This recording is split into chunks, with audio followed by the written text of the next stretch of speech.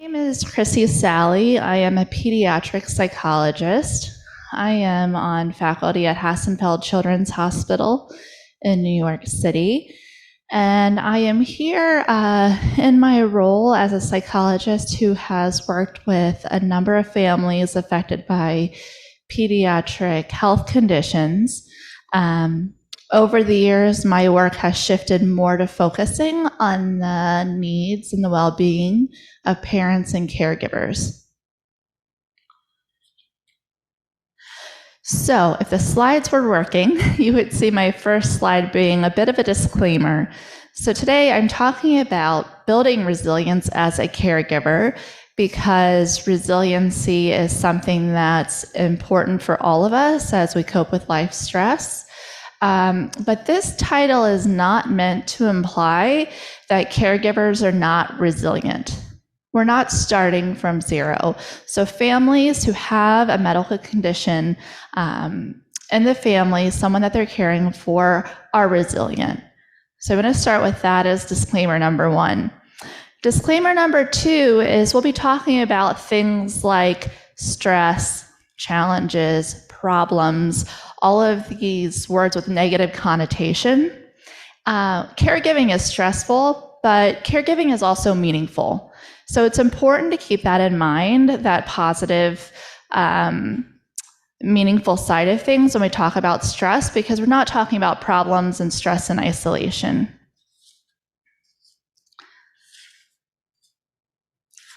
I apologize for the paper flipping. So this talk today is meant to be interactive, so please feel free to speak up as we go, ask questions or chime in. And if you're watching from home, please feel free to put questions or comments in the chat box, and that will be monitored. So what is resilience? There are a lot of definitions if you go Googling this on the internet, but I'm going to present a few that speak to me and I think speak to a lot of families that are encountering challenges similar to yours. One definition that you see pretty frequently is that resiliency is the ability to bounce back or to recover quickly from a challenge or a hardship. Thank you. So just a minute, I think our slideshow is working here. Sorry for the delay. Here we go. Now, when we talk about the ability to bounce back, that really is this idea of persevering through a challenge, making it to the other side of it.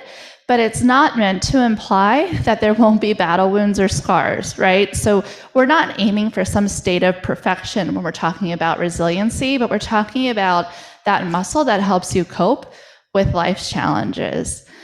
Another way to think about resiliency is the ability to adapt. And the reason I like thinking about adapt or adaptability here is that it implies a degree of flexibility. So in order to be as resilient as you can, to cope well with the things that you're presented with, there is an element of flexibility or open-mindedness that's really useful. There was a great article about resiliency several years ago in the New Yorker, and I wanted to quote the author. She said, "Do you succumb or do you surmount?" And I think that's another way to think about resiliency. When we're talking about resiliency, I also want to talk about what it isn't. So it is not a lack of difficulty or distress, including not a lack of hard feelings. So we all know that encountering hard points in life is natural, but it's also an important part of developing resilience. If we think of resiliency as a muscle, it's something that has to be exercised. So every challenge that you face is an opportunity to stretch that muscle. Resiliency is also not a personality trait. So this is not something that you're born with or not. It's something that we can all develop and foster with time. It's also not stagnant, which means it's not like you have this level of resiliency and the guy next to you has this level of resiliency. We're all pretty flexible in this area, and with some openness and practice, we can work on building and improving that for ourselves. I also talk about resilience because I think it's important to note what resiliency factors are in contrast to risk factors. A long time ago, when researchers started looking at what it was like to be a parent or a caregiver to someone with a serious medical condition. They were really concerned about what put that caregiver at risk for developing long-term issues like depression, anxiety, or post-traumatic stress disorder. But over time, we found it's really important to look at what makes people resilient, because those are the things that we can leverage, right, and help aid in coping. So why are we talking about this? I've said a little bit about this so far, but talking about resiliency is important because it does help buffer mental health concerns like depression, anxiety, and post-traumatic stress disorder. It helps with our own physical health and well-being. Your well-being as a parent or a caregiver affects the well-being of your entire family. We all have resilience, so this is something that brings us all to common ground, and it can grow. And what's really important to me is this last message, which is you deserve to feel as well as you can. You were a whole person before you learned about your loved one's illness. You're going to be forever. And so even outside of that, we all deserve to feel as good as we can. So if you go and Google, how do I become more resilient, you will find a lot, which is good and bad. It's good that there is some good information out there, but it's also really overwhelming. I found some websites that have like 12 places to start, and I find that a little bit overwhelming. So I boiled it down to 3 areas for us all to talk with together today. And as we go through each one, I'll explain why I chose that. So the first one that we're going to talk about is connecting with your strengths. The reason I choose connecting with your strengths as a place to start is because most parents and caregivers say to me, I have so much on my plate, I cannot think about myself. I cannot think about adding one more thing. So for me to start meditating 3 days a week, working out 3 days a week, this is not feasible. So what can we start with that is like the lowest hanging fruit? And this is stuff that you already bring to the table. By table, I mean like any challenge you might encounter, or life in general. So we're going to start with thinking about what strengths do you already have that you bring to the table. Connecting with your strengths is bringing those ideas to the surface of your mind, remembering that you have those strengths and thinking about how to use them when you need them. So focusing on these strengths reminds you that you are a competent person and that you are capable.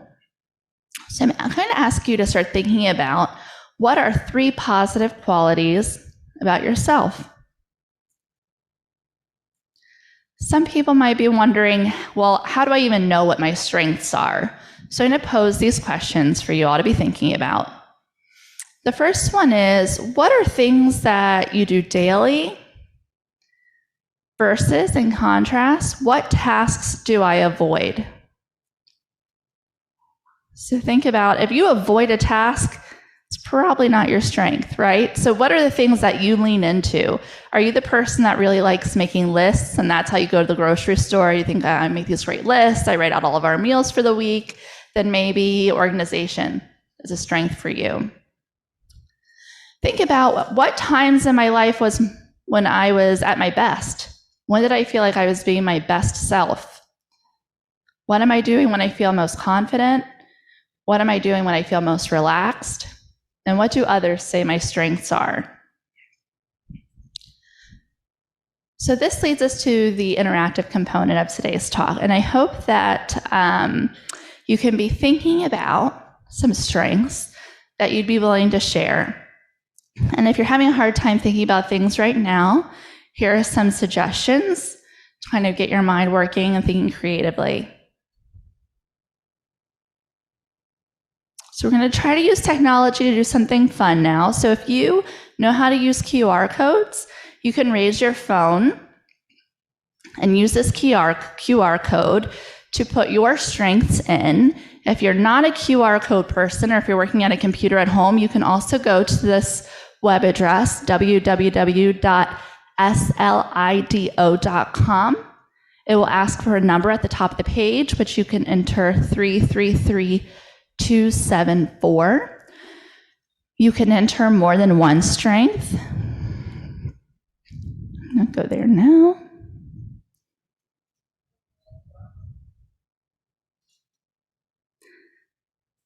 All right, so when you start entering your strengths, we'll see them appear on the screen. So we have someone who loves to learn, someone who's organized. What else? You can put in more than one. Someone's patient, good sense of humor, level, maybe that means level-headed. Positive. Of course. There's a good listener here in the audience.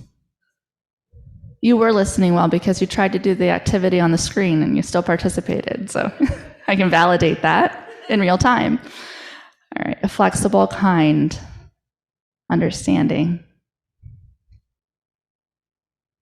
We'll leave this here for a minute. So we have people in this room and people who are watching at home who have strengths that they can bring into any situation that they encounter. So keep this in mind. And when you're at home, maybe think about what your top 3 strengths are. Write them down and put them somewhere. So the next time your family is struck with a situation, a small thing, a big thing, you think, well, I bring something to this table. And maybe there's something here in this list I can use that can help me feel competent in solving this problem.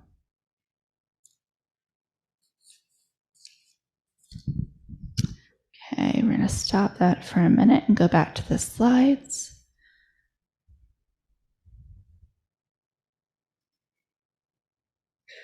All right. The next thing we're going to talk about is the power of perception and healthy thinking. So this is a concept that is rooted in a type of therapy called cognitive behavioral therapy, or CBT for short. One element of cognitive behavioral therapy is thinking about how we think about things. And also tied to this concept is that the way we think about things affects how we feel about things. So one thing I need to note here is that healthy thinking or realistic thinking is not necessarily the same thing as positive thinking, but it can be. So this process of adjusting your thoughts to going from something that's not so helpful to thinking about a problem in a way that's a little more helpful and useful to you is not like thinking that everything is rainbow and butterflies, right? It's not about being so optimistic that you feel like you've hit the ground into some world that's unrealistic. The thoughts are still authentic, but they're more helpful in how you approach things. So when you encounter a problem and you feel a certain way, think about that imaginary thought bubble. Like if you were a cartoon character, what is the thought that's popping into your mind? And then say, gosh, is thinking this way helping me or is it hindering me in this situation? Here are some examples. In the left column are automatic thoughts that a lot of people have, whether they share this openly or not. Our thoughts are private usually, right? So this is something that you can think about on your own in private if you want. If you encounter a problem, you might have these types of thoughts, like nothing ever goes my way. This problem is impossible. Well, this is the final straw. Gosh, this happened, it's all my fault. Or I've always been this way. And if you have these thoughts on the left side, think about how that makes you feel in the moment. Does anybody want to share some feelings that these thoughts might evoke in the audience?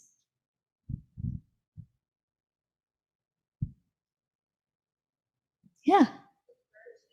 Yeah, discouraged. Exactly. Maybe depressed, anxious, angry, frustrated. I'm hearing. Now look at the thoughts on the right side. Imagine adjusting the thought on the left side to something on the right side. So the first one says, well, nothing ever goes my way, versus today's problem doesn't mean my future is bleak. Today's problem is today's problem, right? But it's not tomorrow's problem. If I'm thinking this is an impossible problem versus this is something I could overcome, maybe thinking about those strengths that have been on the top of my mind lately, right? Those hard feelings start shifting just a bit. This is all my fault. Well, it might be, depending on what happened. But ruminating or to keep thinking that way over and over is not going to help you. If you can adjust it to something that is realistic, but more helpful, like, well, I might be able to learn from this experience, then you're likely to lessen some of those hard feelings that you're experiencing. And I like the last one because it emphasizes that flexibility and openness piece that I talked about earlier. So you're thinking, well, I've always been this way, or I'm open to change, whether I'm 15 or 50, right? We can all change. So I'm going to do a few exercises about thinking about thoughts with some scenarios. So the first situation, hypothetically, which this is very personal to me because I need my morning coffee, and I no longer live in the Midwest, but if I did and still drove to work, this would be a problem for me. So you get to work, you wonder where your coffee is, you realize you left it on top of the car, like when you got in, and it's no longer there, so it must have fallen somewhere between home and work. So anybody want to shout out, what's like a negative thought you might have when you have that realization?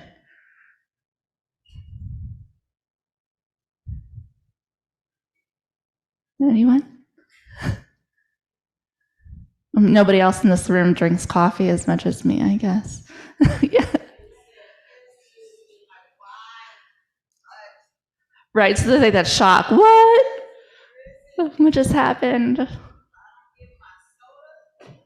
Okay, yours is soda. Yeah. Right, and maybe there's some prediction like, well, this day's going to stink. Right? Like, is this how it started? It's all downhill from here. Or I'm such an idiot. Maybe this is the second or third time you've done it too. You're like, I can't learn. Right? So those thoughts are not helpful. If you think things like, yeah, I made a mistake, but you know what? It's 8:45, I got a long day ahead. Let's see where this day goes. Then maybe you start to shift those thoughts. Let's try the next situation. You run 20 minutes late to your loved one's appointment that you're taking them to. The doctor can still see you, but you have to wait a while, and your loved one is agitated in the waiting room. Any thoughts or feelings anyone wants to share that might come up for them? If there's any in the chat too, feel free to let me know.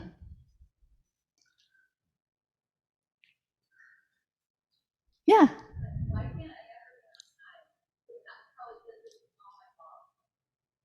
Yeah, back to these negative I statements. This is all my fault. Why can't I ever be on time? It's my fault they're feeling this way. I could have prevented this.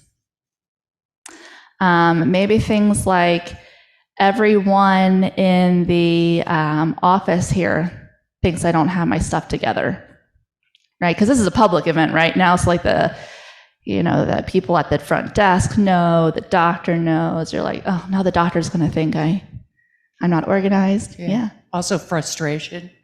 Yeah. Someone's frustrated. We're going to miss our next event, right? Maybe we were on a schedule. So adjusting to those thoughts to things like, you know what, I'm usually on time. This was a mistake. We all make mistakes.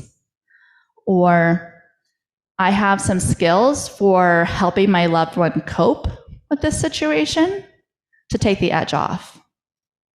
There are different ways to think about it.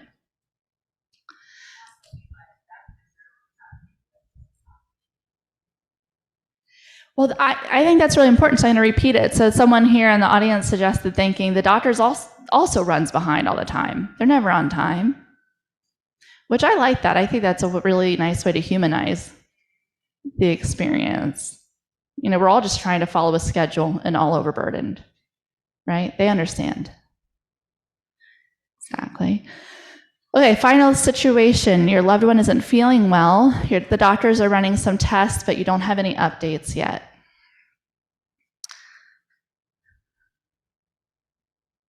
So I gave this example to a group yesterday, and I think like 4 people said fear. There's fear immediately in a situation like this.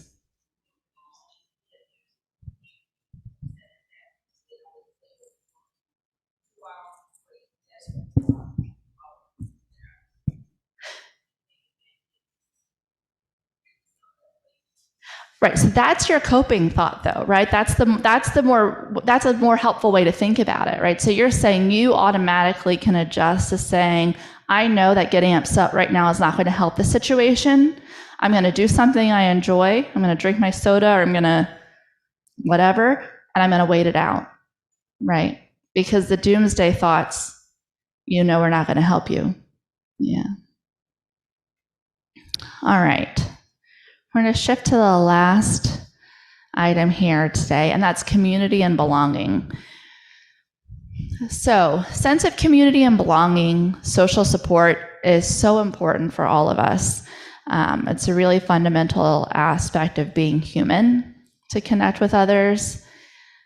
It contributes to our identity development. So, like, who am I outside of this caregiver role? Well, I hang out with people that also like baseball. That's part of who I am. I connect with people on a certain hobby or interest. That's part of who I am. When we are in trusting relationships, we can be our authentic selves, which is so important to how we feel. Certainly, connecting with others is a great source of support and validation.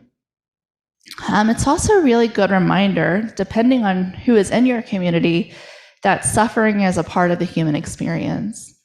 And I think that it's important that we connect with people at different levels of our needs to help us understand kind of where we fit in and where our experiences fit in with what's normal in life. So I have another activity. I want you to think about your community since you've been a caregiver, and new question.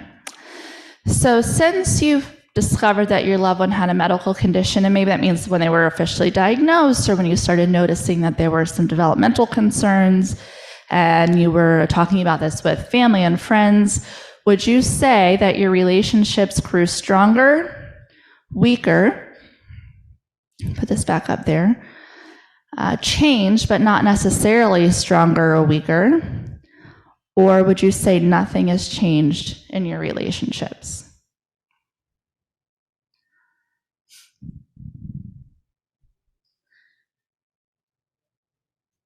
You can also pick more than one answer too if you're thinking about different people. So would you say relationships have changed, some grew stronger, some grew weaker, or that nothing changed?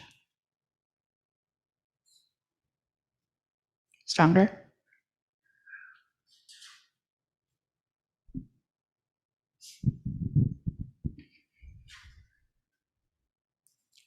Maybe there's someone saying weaker.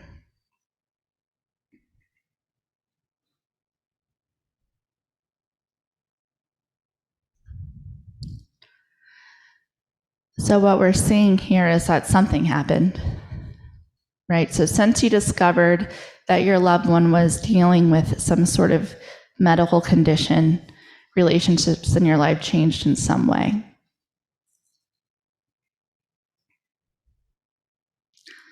And some people usually say that some have gone weaker and some have gone stronger, like there's a combination of both.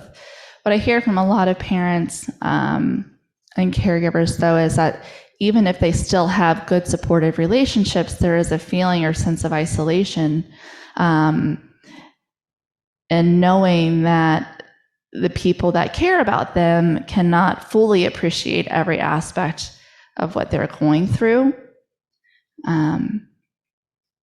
Go back to the presentation, but if there's one thing for sure, is that the relationships will change in some way.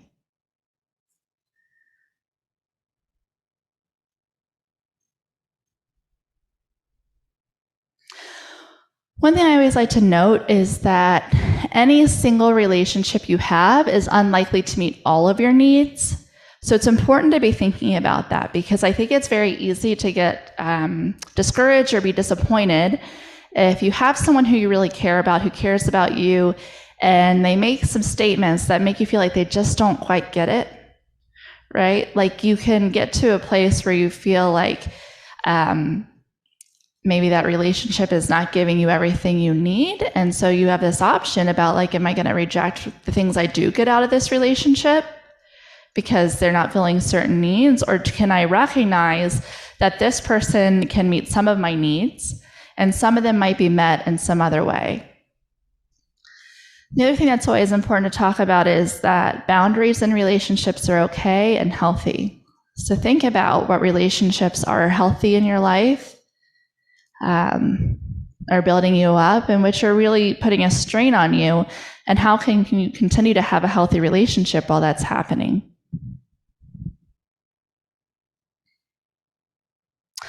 So be thinking about, what does your community look like? Are there needs that you have that could be filled by a relationship that you're still looking for? And what kind of person might it take to fill that need? And can you be open to looking for that and still making new relationships?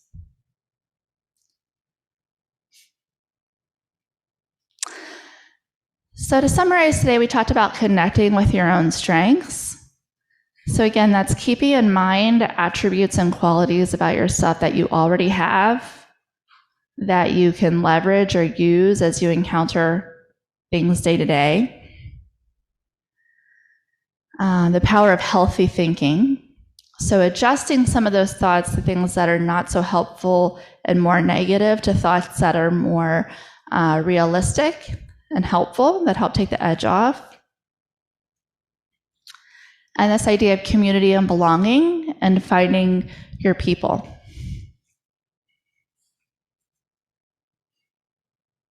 And that's all I had for today. What a quiet group. I know it's the end of the conference too.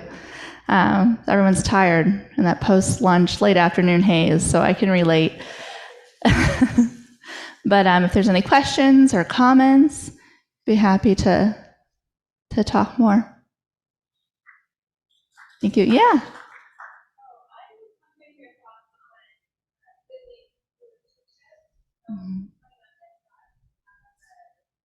Mm-hmm.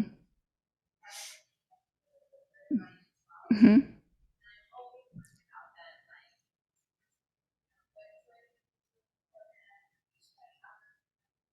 Mm-hmm.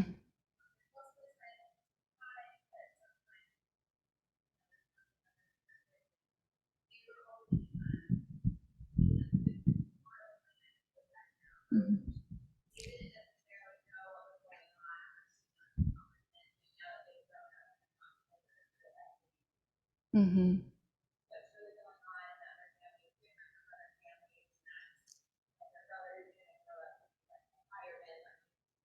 Yeah.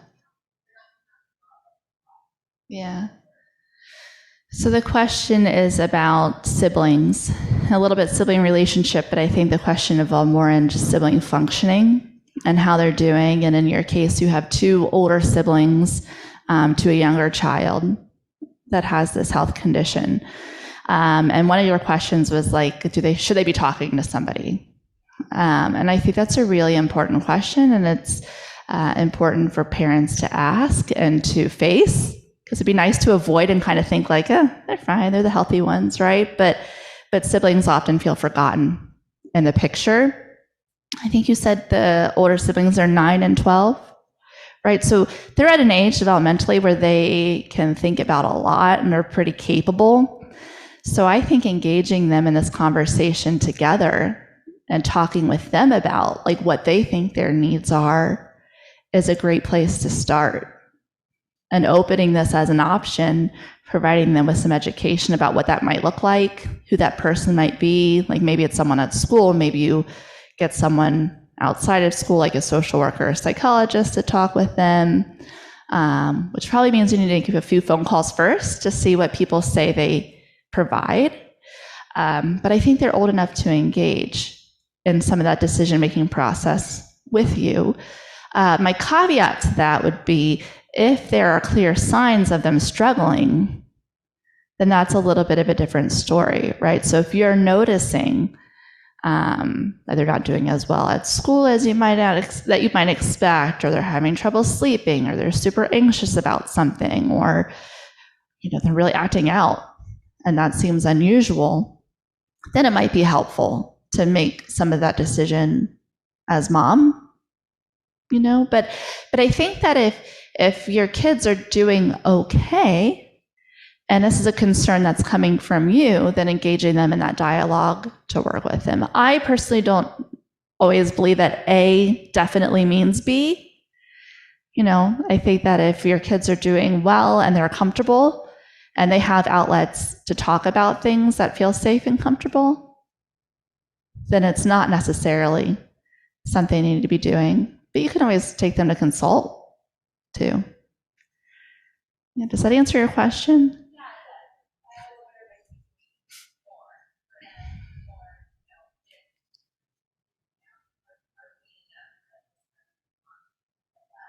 Mm-hmm.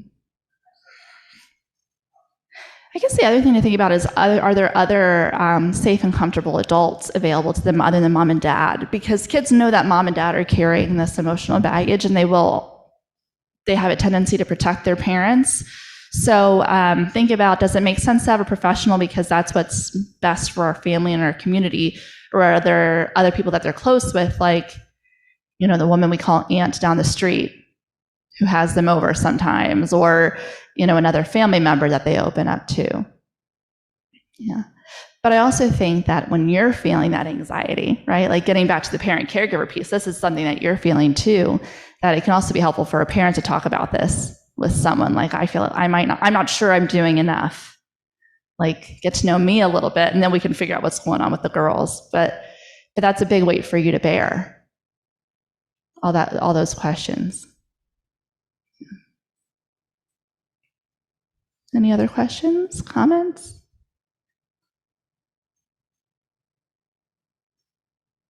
All right. I think we can wrap up there. Thank you, everyone.